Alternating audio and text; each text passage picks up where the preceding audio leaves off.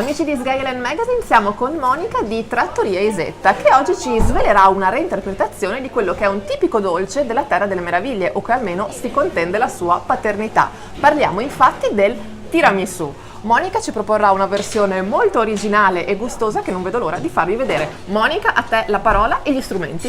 Ok, buongiorno.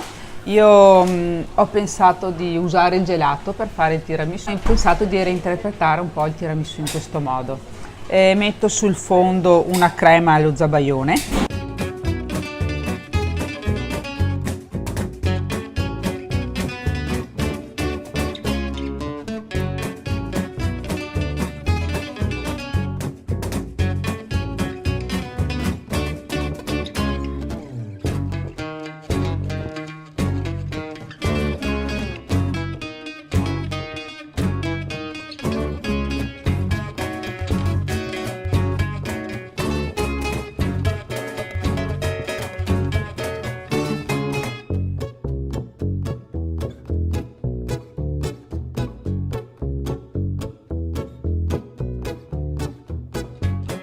Qui c'è questo contrasto, no?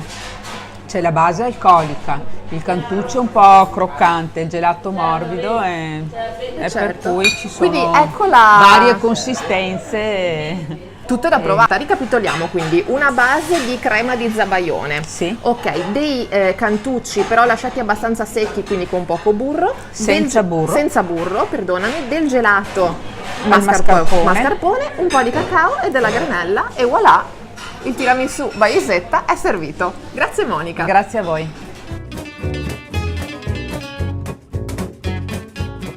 Bene amici, abbiamo la rivisitazione del nostro tiramisù, ma naturalmente non possiamo non assaggiarlo in abbinamento ad un ottimo calice di vino. E allora chi meglio di Graziano di Trattoria Isetta per suggerirci il migliore abbinamento?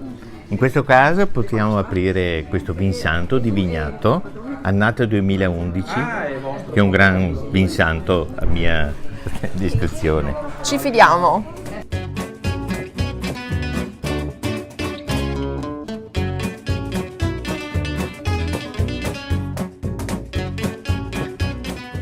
Bene amici, allora non ci resta che brindare e passare finalmente a degustare questa autentica bontà e prelibatezza. Cin cin Grazie. Graziano e grazie a te.